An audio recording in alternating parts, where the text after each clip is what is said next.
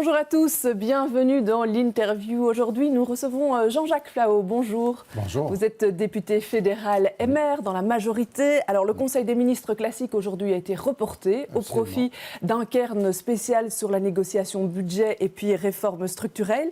Ça veut dire quoi, ça, que le gouvernement est paralysé ? Non, mais qu'il prend plus de temps que prévu pour rendre sa copie à l'Union européenne. Donc, effectivement, mais vous avez entendu que l'Europe vient d'accorder un délai. Jusqu'à lundi. Jusqu'à lundi. Donc, je pense que le travail durant ce week-end va être intense pour finaliser le projet de budget, oui. Hier, à la Chambre, le Premier ministre a déclaré « Ce qui nous unit est plus fort que ce qui nous divise et nous devons le démontrer ». Vous y croyez encore, ça ? Ah oui, totalement. Je pense qu'effectivement, le gouvernement, depuis 2 ans, a eu l'occasion de mettre en avance déjà toute une série de réformes. Et ce serait vraiment très dommage qu'il ne puisse pas continuer. Et donc, quelque part, c'était une espèce de signal de fin de la récré, comme disait hier votre correspondante.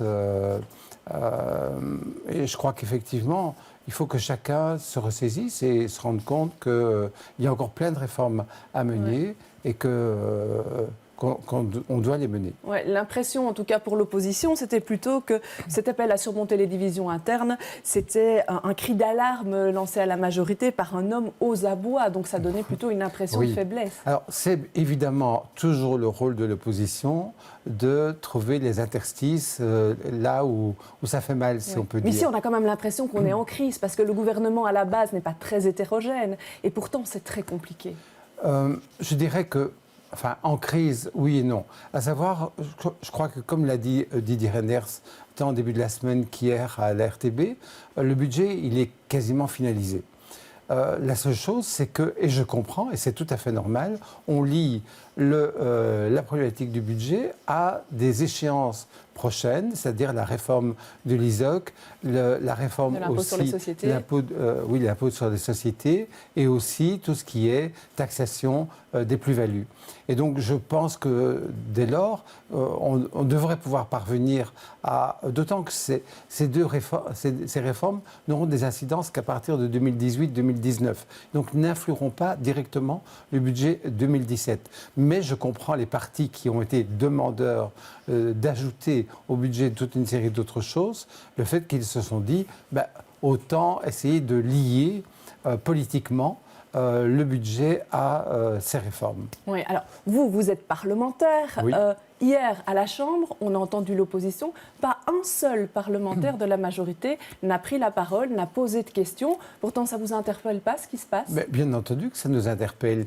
Mais vous n'avez pas des comptes à demander à votre Premier ministre ? D'abord, nous avons déjà rencontré le Premier ministre au sein du groupe MR. Et d'autre part, je pense que quand on est dans une situation où c'est difficile, une passe difficile, il ne faut pas rajouter de la difficulté par des prises de parole des uns et des autres. Je ne crois pas que ce soit le MR qui puisse être un élément de tension supplémentaire. Au contraire de ce que d'ailleurs vous observez qu'il y a 2 ans, quand on est entré dans le gouvernement, tous les partis francophones de l'opposition ont dit qu'on allait être mangé par les partis flamands. Or, quel est le rôle du MR depuis 2 ans ? C'est de faire l'arbitre entre les partis flamands. Et donc, quelque part, ça nous donne un rôle important, accentué par le fait qu'on a le poste de Premier ministre. Donc ici, je pense que ce n'était pas utile, pour revenir à votre question, d'en ajouter en prenant la parole publiquement. Quand vous voyez Bart De Wever, est-ce que vous vous sentez respecté comme MR quand vous voyez Bart De Wever hier en séance, qui n'est pas là pendant le discours du Premier ministre et qui revient simplement après ? C'est pas un bon signe, ça. Oui, j'aurais tendance à dire que Bart De Wever... il est président de son parti, il est bourgmestre d'Anvers. Qui est comme un membre de votre coalition. Mais il est très peu présent au Parlement. En général, il arrive au Parlement à la fin de la séance publique, au moment des votes. Et je ne l'ai jamais vu, comme d'ailleurs souvent les présidents de parti, ils sont très rarement, que ce soit Elio Di Rupo... Donc là, vous n'y voyez pas un symbole hier sur son attitude ? Je pense que c'était pas très malin de lire son journal à la cafétéria, juste dans la salle à côté. Mais bon, je n'y attache pas d'importance fondamentale. Alors, sur le fond, on parle de 900 millions d'économies sur les soins de santé. Ça suscite beaucoup d'inquiétudes. Hein. Tout à fait. Comment est-ce qu'on peut dire, quand on fait 900 millions d'économies, que ça va affecter très peu le patient? Alors, je rappelle que Maggie de Bloch, qui est d'ailleurs une grande amie, a bien signalé que ces 900 millions, en fait, se divisaient en deux parties. Il y a déjà 600 qui étaient acquis et plus 300 qu'on rajoute, enfin 260 qu'on rajoute. Oui, voilà. Et donc, le débat porte en fait sur les 260 millions à peu près qu'on ajoute. Il porte sur quoi? D'abord sur, il faut vraiment insister là-dessus, sur le fait que le patient est finalement très peu visé. Je m'explique. Il n'y a pas d'augmentation du prix de la consultation, il n'y a pas d'augmentation du prix des médicaments, à une exception près, les antibiotiques. Il faut savoir que la Belgique est le 4e pays sur 30 pays européens où on consomme le plus d'antibiotiques, après la France, la Roumanie, et il y en a encore un autre, j'ai oublié. On consomme en général 28 antibiotiques par semaine par 100 habitants. Ce qui est évidemment beaucoup plus important que la moyenne qui est de 21. Donc, ça veut dire qu'on consomme un tiers d'antibiotiques en plus. Et donc, il y a une vraie réflexion à avoir sur les antibiotiques. Et donc, effectivement, il y a une augmentation en matière d'antibiotiques. Et l'autre réduction, ça va être en matière d'offres hospitalières, où on va devoir réviser l'ensemble des critères, pas d'accès pour les patients, mais de choix offerts par les différents hôpitaux. On voit pour l'instant que c'est déjà très compliqué parfois d'avoir des rendez-vous chez des spécialistes. Il faut attendre plusieurs mois. Est-ce que c'est encore raisonnable de réduire l'offre hospitalière ? Oui, les visites chez les spécialistes et l'offre hospitalière, ce n'est pas exactement la même chose. Vous pouvez avoir des visites chez les spécialistes sans pour autant aller à l'hôpital. Donc, il faut distinguer les choses. Donc là, la réflexion est en cours, mais franchement, la volonté, vous connaissez tous Maggie de Bloch, elle est elle-même médecin, elle n'a pas pour ambition de faire mal, si on peut dire, comme l'a dit Catherine Fonck hier ou Laurette Collings. Je pense qu'il faut laisser Maggie de Bloch travailler. Mener son projet et puis juger sur pièce après. Juger sur pièce, mais en tout cas, les 900 millions qui ont été évoqués par l'opposition sont déjà extrêmement dégonflés par le fait qu'une grosse partie fait déjà partie des réformes antérieures et que ici, les 260 millions visent essentiellement les antibiotiques et l'offre hospitalière. On jugera donc sur pièce. Au niveau des réformes aussi, toujours sur le fond, il y a une réforme de l'impôt sur les sociétés qui est notamment fort voulue par la NVA. On disait dans la presse ce matin qu'elle passerait de 33% à 23% en 3 ans. Et pour financer ce système-là, on supprimerait les intérêts notionnels. Ça, c'est quelque chose que le MR avait fort défendu. On laisse tomber, c'est une volte-face ? Non, je pense que les intérêts notionnels ont beaucoup apporté pour le dynamisme de notre pays. Et en fait, ils ont été créés parce que justement, l'impôt sur les sociétés était trop élevé. À partir du moment où on fait une réforme qui permet de diminuer l'impôt sur les sociétés, on n'a pas besoin de garder ce qui servait de pis-aller, si j'ose dire, à un taux d'impôt des sociétés élevé. Donc je pense que là, ça doit se faire évidemment en parallèle. Et comme vous l'avez évoqué vous-même, ça va se faire avec une périodicité, progressivement. Et donc les intérêts notionnels aussi. Et il faudra, à mon sens, garder les intérêts notionnels, particulièrement pour les PME. Alors, on parle de cette fameuse taxe sur les plus-values. Il est confirmé dans la presse encore de ce matin qu'on va supprimer la taxe sur la spéculation. Alors, expliquez-nous pourquoi est-ce qu'on supprime une taxe et qu'on va en mettre une autre qui ressemble en fait assez fort. La taxe sur la spéculation a été mise en œuvre il n'y a pas tellement longtemps. En janvier dernier. Voilà. Et on observe que finalement... Elle coûte plus que ce qu'elle ramène. Voilà, c'est ce que je voulais dire exactement. Donc à partir du moment où un objectif n'atteint pas son résultat, c'est logique de ne pas s'enferrer dans une mesure et d'essayer... Comment la nouvelle taxe va permettre de rapporter plus? Comment est-ce qu'on ne va pas avoir le même phénomène finalement? C'est exactement ce qui est en train de se discuter pour l'instant en Cairn et en Conseil des ministres pour justement rencontrer à la fois l'attente du CDNV. Je tiens à vous dire aussi que le MR est plutôt favorable à cette mesure qui pas à tout point de vue, mais il faut éviter que des gens se contentent d'acheter et de vendre constamment, et alors que l'objectif, c'est l'investissement dans les entreprises. Plus à long terme. Ok. On va passer à un autre dossier, le fameux traité de libre-échange avec le Canada. Oui. Forte tension là-dessus. Ce matin, Paul Magnette, ministre-président wallon, disait « La Belgique ne signera pas le CETA ». C'est mal parti. Alors, vous savez aussi que Paul Magnette, puisque vous parlez de lui, est actuellement à Paris, où il est en train de se faire taper sur les doigts par François Hollande, après avoir reçu toute une série d'appels des autres leaders socialistes européens qui ne comprennent pas comment le seul parti socialiste belge s'oppose à cette mesure que tous les autres partis socialistes ont approuvée.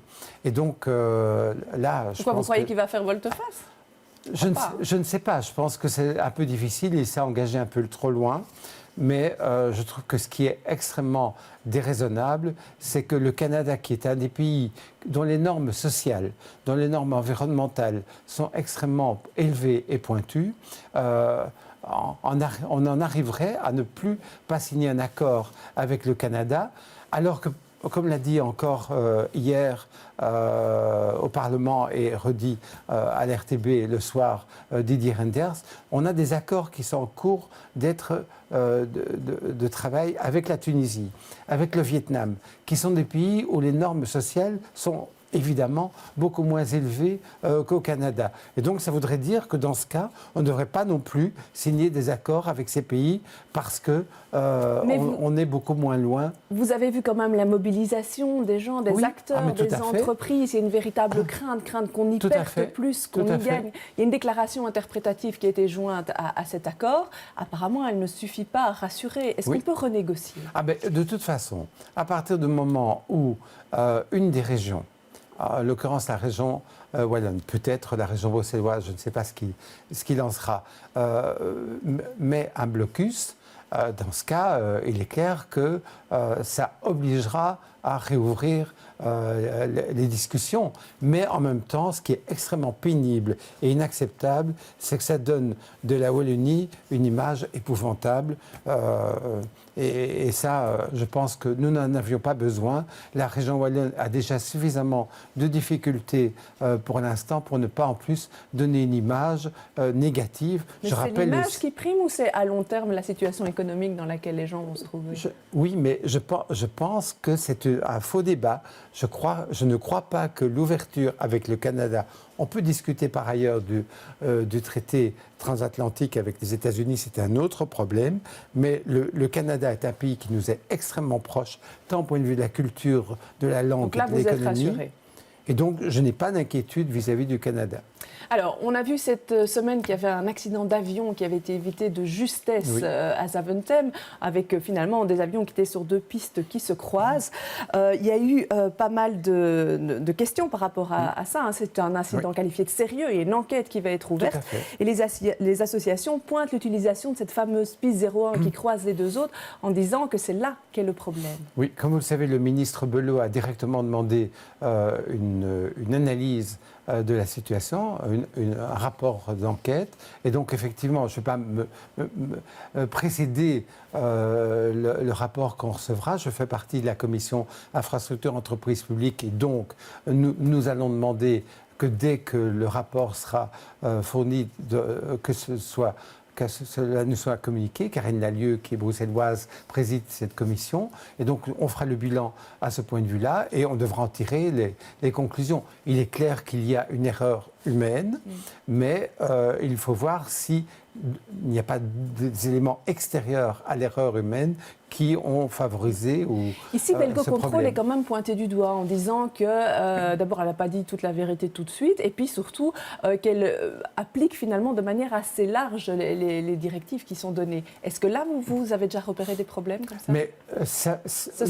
nous avons déjà discuté de la situation de Belgo Control en commission infrastructure, et effectivement, il y a parfois des soucis à Belgo Control, et donc ça doit faire partie du rapport. En tout cas, les parlementaires que nous sommes, nous interrogerons le ministre à ce sujet-là. Voilà, alors en 10 secondes, le fameux plan de survol de votre ministre, Oui.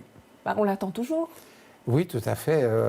Et donc ça, c'est une des grosses demandes. Et je sais que les comités de riverains sont particulièrement attentifs à cela. C'est clair que ce n'est pas évident quand on a des comités qui ont des attentes extrêmement différentes, voire divergentes. Mais quand est-ce qu'il aboutira? C'est finalement ça qu'on attend. Est-ce qu'il y a une date? Le ministre, vous le savez, est quelqu'un qui avance sûrement, mais à son rythme. Et donc, moi, j'espère qu'avant le printemps prochain, on aura... Avant le printemps prochain. On reprendra rendez-vous avec la majorité, l'EMR, à cette occasion-là. Je vous remercie d'être venu sur ce plateau. Je vous remercie de nous avoir suivis. Demain, dans Les Experts, les invités seront Isabelle Durand et Françoise Kepmans. Bon week-end à tous.